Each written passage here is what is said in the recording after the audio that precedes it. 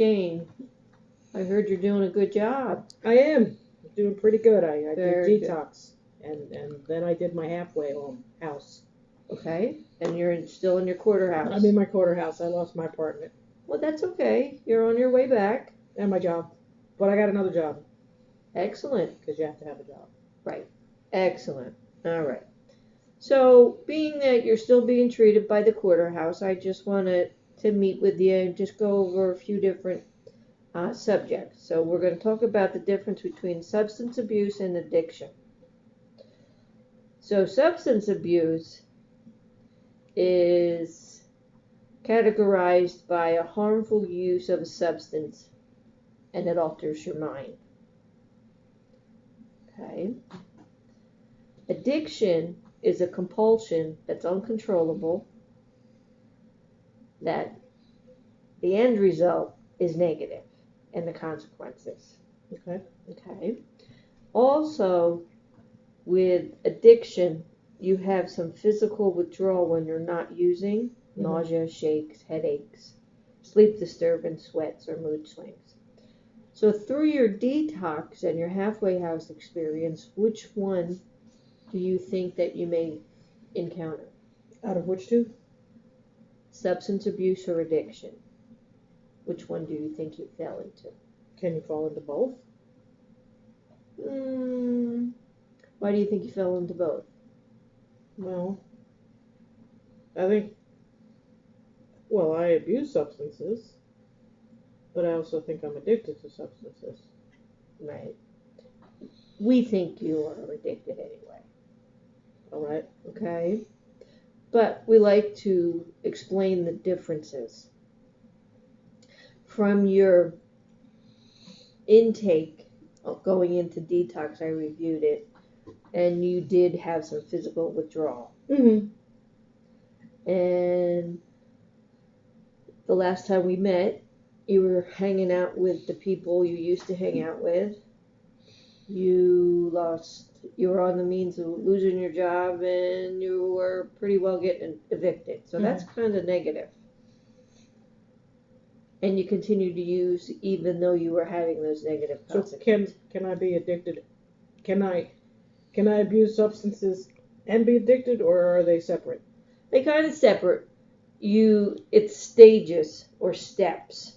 Okay. All right. So you probably went from substance abuse to being addicted because of the physical effect and the intense negative. Oh, okay, I see. Okay. And also there's stages of getting ready to go into rehab or counseling. First one is pre-contemplation, meaning that the individual, they're not even convinced that they have an issue with substance and they're very unwilling to change. Contemplation is the individual is starting to think, okay, well, I might have a little bit of an issue. Preparation is you're making a commitment to recover and plans to change your behavior. That means you're preparing to do that. Right. Now, you have gone beyond that. Mm-hmm. So you were actually in the action stage. And the action stage is you move to change. You have strategies, which they taught you from your halfway to your quarter house. And then in your quarter house, they're going to help you get a relapse plan. Relapse is a part of addiction, but when you have a plan, it's easy to beat it. Okay. And then the last stage would be maintenance. That's when you're comfortable with not using. it's in your lifestyle. Mm-hmm. It's integrated. You go to meetings. You know you're addicted. You know what bad things it does, and you know how to prevent a relapse and what you have to do to stay positive. Relapse is gradual. It doesn't just happen. It can start with having emotional issues, meaning that you want to isolate, you don't want to go see people, you're in denial. I really don't. I could have one beer, I could snort one line, I could. Mm-hmm. And in that time, you have poor self care. You don't shower, you don't care about yourself, you don't eat right. And then you have the mental part where you have the brief thinking, okay, I can hang out with old people places, Mm-hmm. And you minimize the consequences, and you lie. Oh, I didn't think about that. Mm-hmm. No, I didn't go see Pete today, but you really did. Mm-hmm. And then the physical part is when you smell it, you're around it, you're touching it, and addiction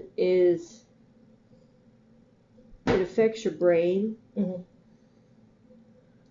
And so what's good is to stay out of your despair mode. Mm-hmm. And know that the cravings, they will pass. Mm-hmm. What's really cool is if you wait 30 minutes, Mm-hmm. the craving lasts between 12 and 18. So if you can wait 30 minutes without picking up a substance, Mm-hmm. you're pretty well beat that craving right there and then. Okay? So what I'm going to recommend, what I'm going to refer you to do, is to stay in your quarter house, Mm-hmm. follow their rules, Okay. and to go to as many AA and NA meetings as possible. Okay. And within that time, come up with a support group.